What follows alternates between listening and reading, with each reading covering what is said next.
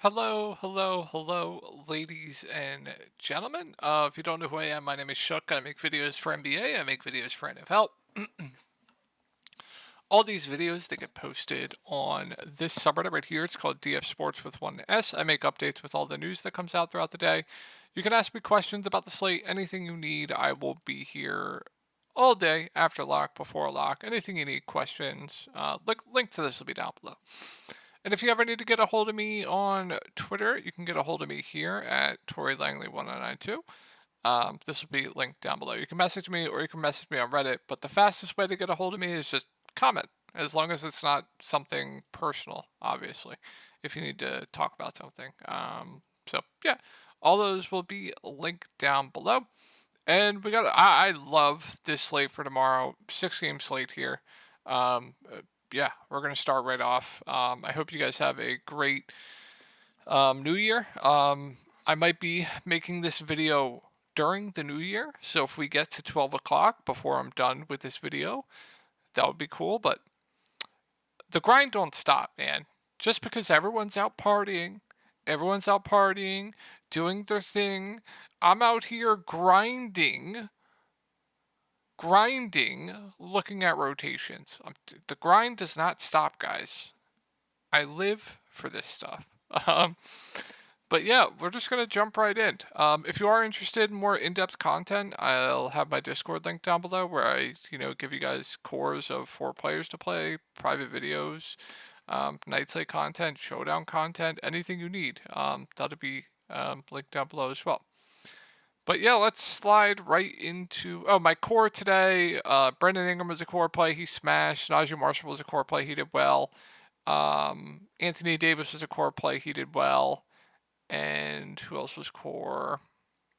80, Brandon Ingram, Najee Marshall. 80, Brandon Ingram, Najee Marshall. And who is my fourth core? 80, Ingram, Najee Marshall. And let's see if I can just find someone's lineup.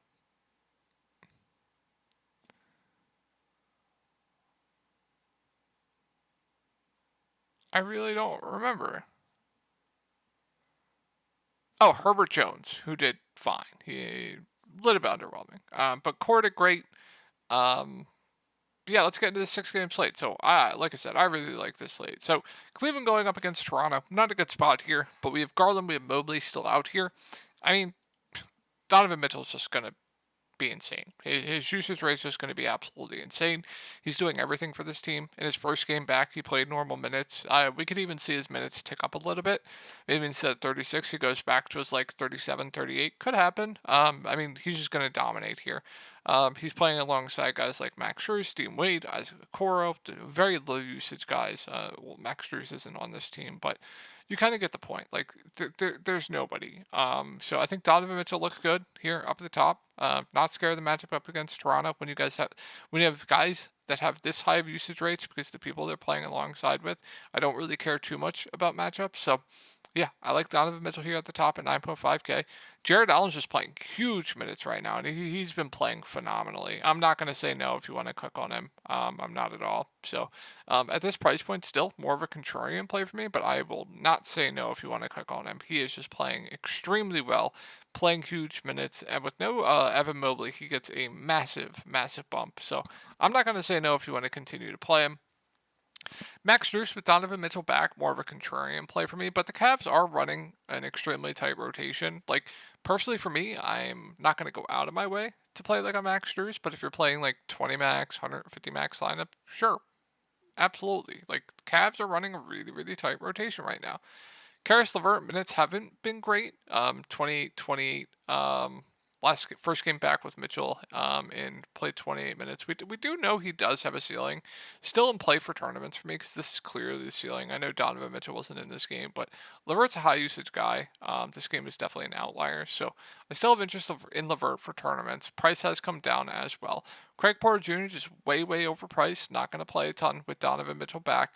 Guys like Okoro, Dean Wade will better value on this slate, and then Sam Merrill not going to play a ton with Donovan Mitchell back, so it's hard to go there. I'm not going to play Niang. So yeah, not a whole lot here. Like Mitchell, have interest in Allen, have interest in Levert. All right, so I haven't seen anything on a starting lineup yet for the Raptors. I was looking everywhere, but on ESPN's depth chart, they have it as Quickly and RJ Barrett. Um, let's just take a look at what Draftkings has. So yeah, they have Scotty, Quickly,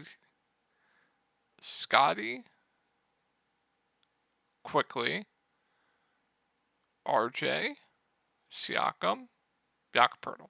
So let's say that is the starting lineup. If that's the case, they continue to start Scotty Barnes at the point. I mean, when he's playing at the point, he is just a different animal. I mean, regardless of what position he plays, he's absolutely insane. We know the Raptors run a tight rotation. I don't think they're going to give.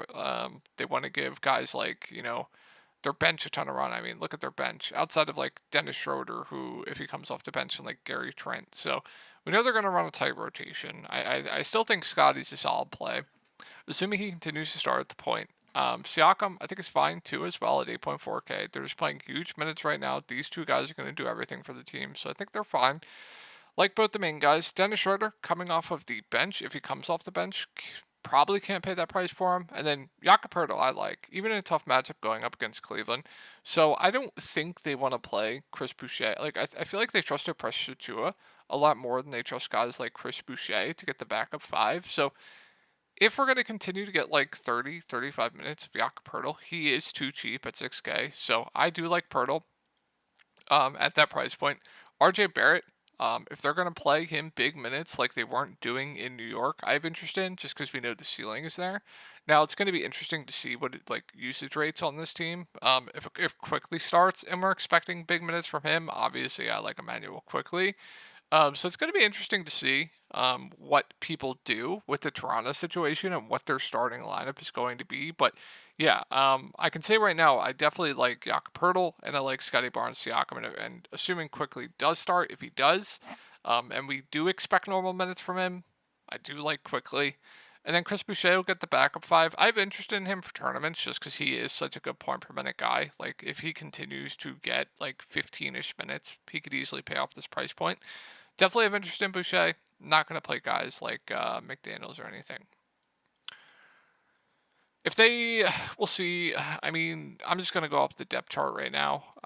That's a starting lineup. Luckily, it's the first game, so if we get a different starting lineup, I'll just make an update on Reddit there.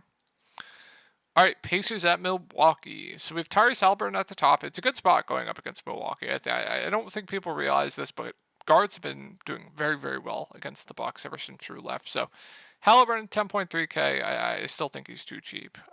So looking at the spend ups on the slate, you have Luka, who's always going to be my favorite spend up without Kyrie. You have Jokic in a smash spot. You have Giannis in a smash spot. You have Tyrese in a good spot. You have a ton of good spend ups here. So they all look really good in my opinion. But we know he's going to give you a double-double pretty much every single night. We know he's going to stuff the stat sheet. We know it's a good spot. We know both these teams like to play fast. Like all the boxes are checked here for Tyrese Haliburton. So like Haliburton at the top, Miles Turner at 6.9K, more of a contrarian play for me, but still does have a ceiling. Did stay out of foul trouble. The minutes haven't been that great. Buddy Hield at 5.9K. Not a ton of interest there. Bruce Brown, will keep an eye on him if he is. Oh, he's doubtful. Okay. So they've been starting Nesmith and Andrew Nembhard of late. Assuming they continue to do that, I think Nesmith is just very, very safe. I know in the past they've been going with a hot hand, but seems like they want to give him like 33, 34 minutes a night. I would say he's priced right now, but pretty safe. And then Jalen Smith, minutes ticking down of late. More of a tournament play for me. And then Nembhard's minutes have been very, very secure. Another pretty safe play to me, but I would say more priced right now. And then Mathurin, more of your boomer bust play, but I'm not going to mess with the Pacers rotation on a 6-game slate. I'm just not going to do it. Obi Toppin had a big game last game. Feels like chasing. And then, yeah, I'm not going to get too much else. All right, Milwaukee. So I like a lot here. Giannis, one of my favorite spend ups on the slate. Really good spot going up against the Pacers. It's hard not to absolutely love Giannis tomorrow. Probably get you a double-double. Insane usage rate. Pacers are, I believe, first in the league in pace, or second. They're for either first or second. It's just a dream spot here. So I really like Giannis here up at the top. I think Dame's firmly in play for tournaments as well. Like, I would not be surprised if he breaks the slate. And then guys like down here, like I think Middleton, even at this price point, is still firmly in play. Brook Lopez, they closed with him finally. Like, if I knew Brook Lopez did close, I definitely would like him at 5.7K. More of a contrarian play, but I would like him if he played that many minutes again. Beasley finally went back to his normal minutes. Bit up and down, but if he is playing well, he will play huge minutes. And then Pat Connaughton. You'll probably see low 20s minutes. Keep an eye on Marjon Beauchamp. If he's out, you might get a little bump for like guys like Pat Connaughton, Malik Beasley. I feel like his minutes might be a little bit more secure. Might see a little bit of Andre Jackson, but can't go there. Maybe they just insert a little bit of Andre. I doubt it. They'll probably just give like more run to guys like Pat Connaughton, Malik Beasley, more of the main guys. Portis didn't close last game, so a bit riskier. All right, let's move on to Detroit. So this team, man, finally got their dub. Now is Cade gonna just absolutely, because he's been trying his ass off for every single game. He's a pro. He's not gonna stop trying, guys. Don't go with that narrative that just because he won, he's not gonna stop trying. But not the best spot going up against Houston. But let's take a look at the Pistons rotation last game. Ever since they've been trying to get a win, they've been running a really tight rotation. They've been running their main guys into the ground. As you can see, like, no one off the bench played more than 20 minutes. So, looking at the main guys, Durham played 34, Ivy played 29, Cade played 37, Kevin Knox played 30, Bojan played 36, and no one off the bench reached more than 20. So if they're going to keep running, Cade's just been phenomenal. I definitely have interest for tournaments. He's been absolutely phenomenal. I keep fading. I keep getting punished. Jalen Duren at 6.7 going up against Houston, I think it's very, very safe. Double pretty much every single night. Can get you blocks as well. I think he's solid. Bojan playable, probably my least favorite of this group. Ivy at 6.2 I'd say is more priced right, but does have an insane ceiling. And then they're running such a tight rotation, it's hard to get to anyone else. They continue to start Knox. I think Knox is a solid value, even though it's disgusting. But yeah, can't get to much else.